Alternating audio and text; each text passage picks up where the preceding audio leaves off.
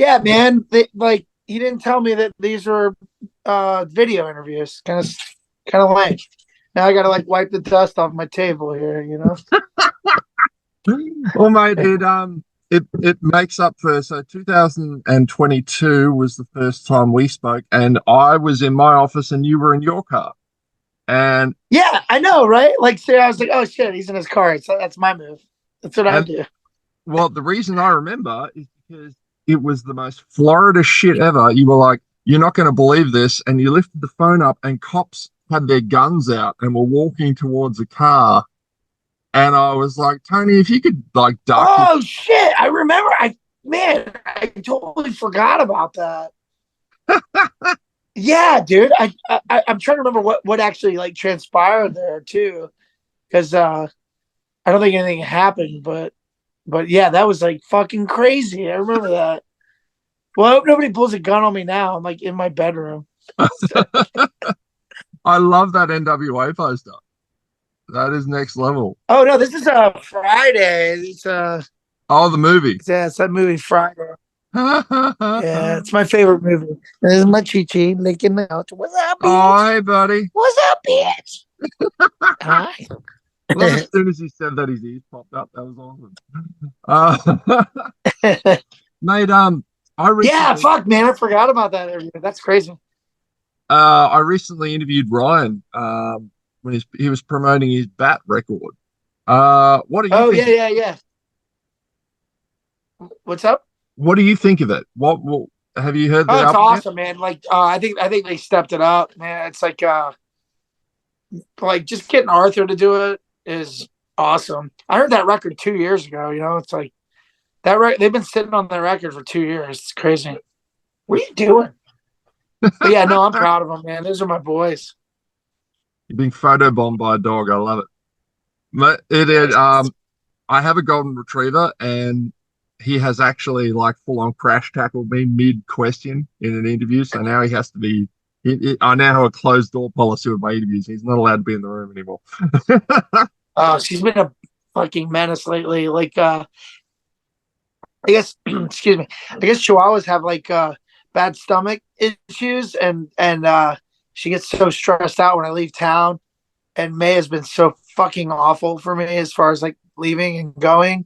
So she's been a mess right now. Oh, I haven't slept, man. It's like we go to bed at like 9 o'clock, and then she's stepping on my head at like midnight to like go outside to poo poo.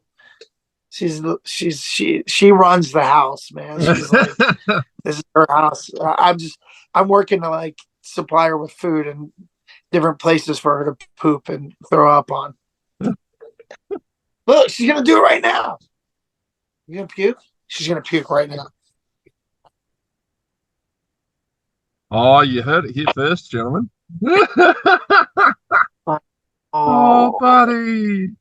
she's the sweetest. She is the sweetest. You okay? Yeah. She gave me a all right.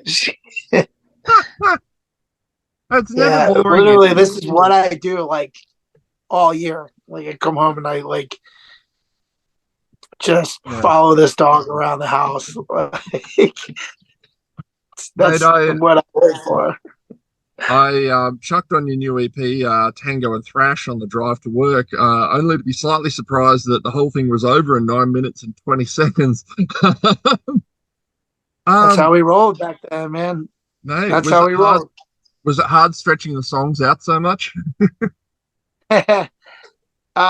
We wrote those songs so fast and then just recorded them so fast. It was almost like I barely remember that time period because it was also like those are the first I'm almost 100% sure those are the recordings we did before Waste Them All. So that was right when Brandon joined the band, and he was just like he's 17. I mean, he's a huge ball of energy, and he was just ready to like crank them out. So Ryan was just like going as fast as he could. They were both like racing each other to like write shit, and I was doing the same with lyrics, and it came out really cool. I actually just got my copy. Hold on. Smelly, take the mic. What up, bitch? Yeah. Yeah. Hey, buddy. No, I just got the Tango Thrash LP in the mail like a couple days ago. These are my records. Hold on, let me look. Good grief. Look at that. This is all the municipal shit. So this is all the test presses. Oh, Probably right wow. around there. Stuff. That's all Iron Reagan too. And then the municipal waste shit. But I just kind of stuff them. And I have almost as many Beastie Boys records too. So, all right, the Tango Thrash record. Oh shit! Oh no, I lost you. Fuck. No, You no. see me? I got you. I got you, bud. I don't see you, but it don't matter. So yeah, all right, I got this, and then the one thing that was fucked up about this record. So the only reason why I'm doing this is because I want people to see that we actually carefully designed an etching in the record, and you might actually be able to see it.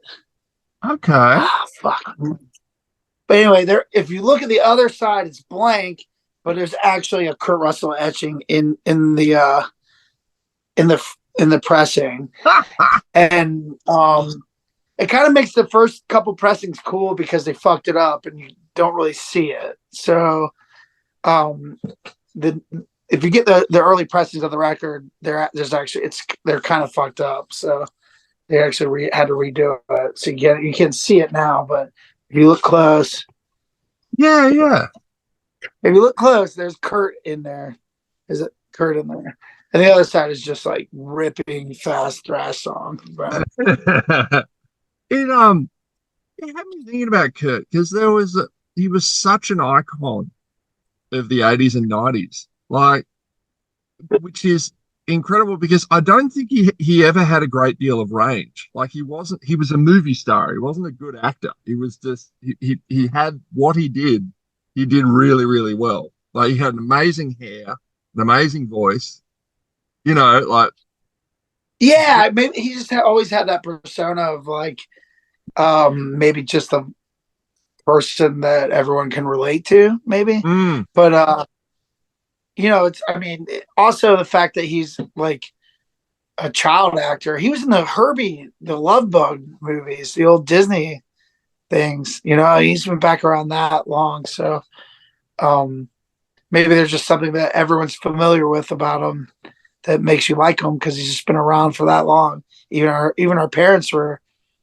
watching that shit, or your parents, yeah. or Well, you remember I mean, the have you heard the rumor about that when Walt Disney was dying, his last words were apparently Kurt Russell? yeah, that's sick. That's cool. And then Kurt Russell took his head and buried it under Disney. His brain's still alive. Kurt Russell controls it. Bit all over. Is this something that did John Travolta tell you that? Oh no, I've lost you. Oh no, there he is.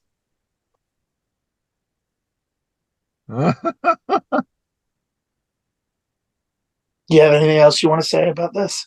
The funny thing is, it froze just then, and then it just resumed while you're looking at your dog. Go, anything else you want to say? She's she looks like she's disagreeing, but I feel like Kurt Russell's and Walt Disney said, I feel like that's a secret that you probably got out of John Travolta after a few beers. oh man, I've had a few beers with that guy. I've had a few beers in front of that guy. He's only drank a couple times around me, but I feel like there's certain people, like old Hollywood types, that I would love to do, like Mel Gibson, people who've been around for ages, and just sit him down and be like just pour him another one. It's like, come on, dude, have another drink. Tell us more, of the hot rumors in Hollywood. I think the Travolta thing, it was more he was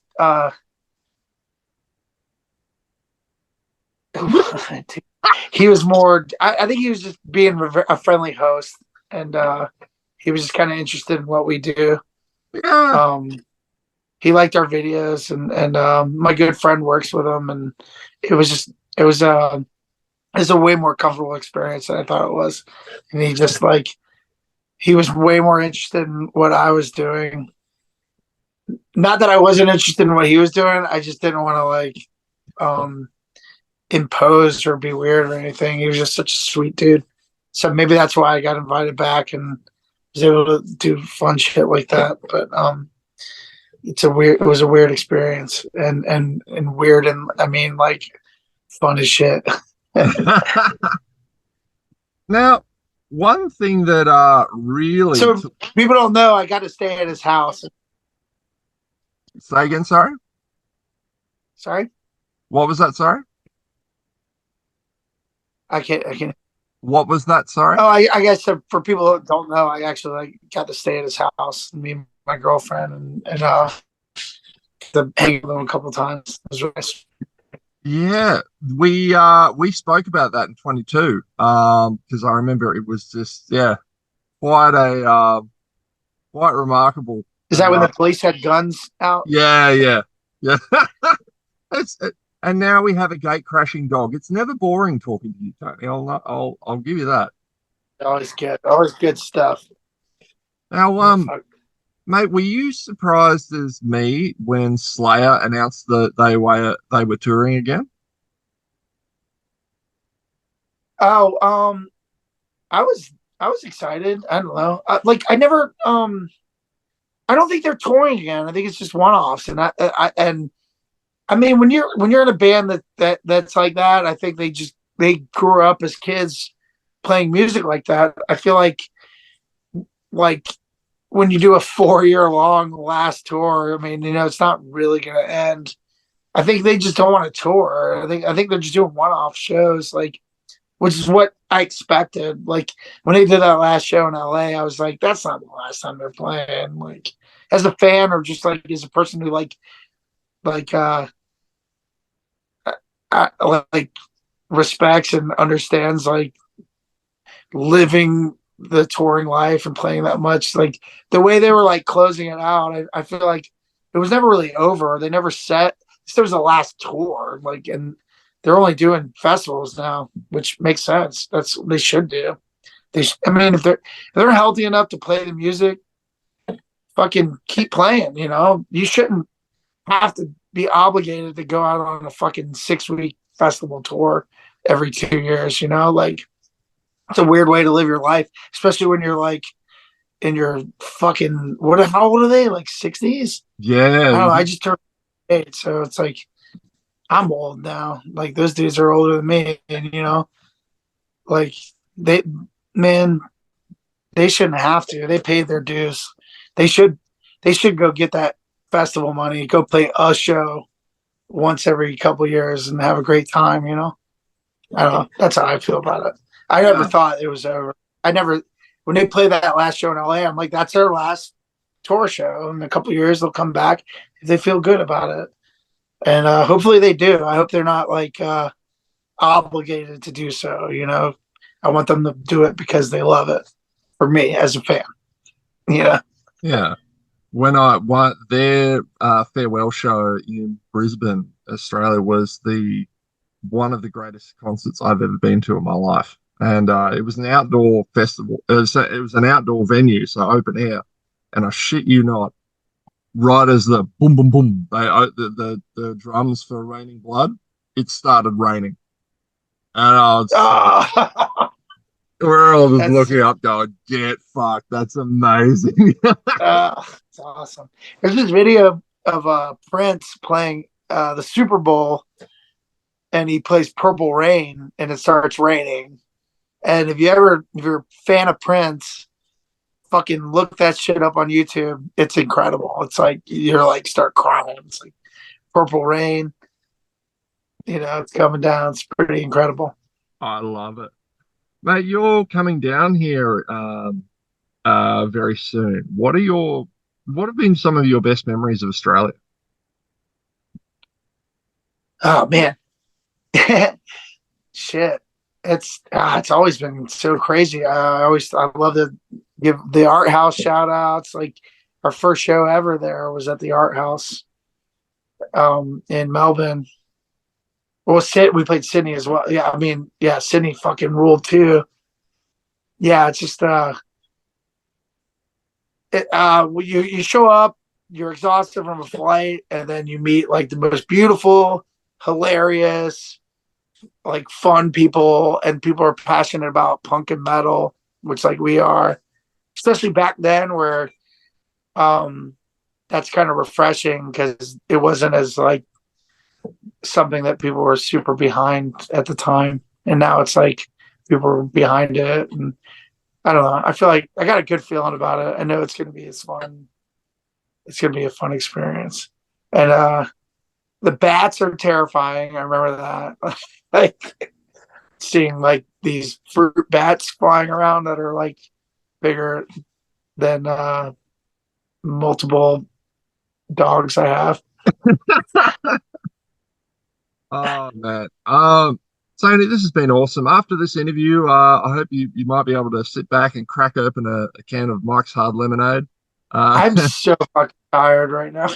I look tired. I'm like, I just flew in. We played some municipal waste shows in Pittsburgh, and my birthday was yesterday, so I've been having a really good time. So it's good to be home, and then I'm gonna haul ass over there and fuck shit up in Australia. I'm I excited love about it, it. man. I will Uh, be in the pit in Brisbane. I am 6'7", so believe me, I will stand out. And jump on, jump on your head. 100% do it. All right, man. Be good. All right, cheers. Thank you so much, man. Have a good one.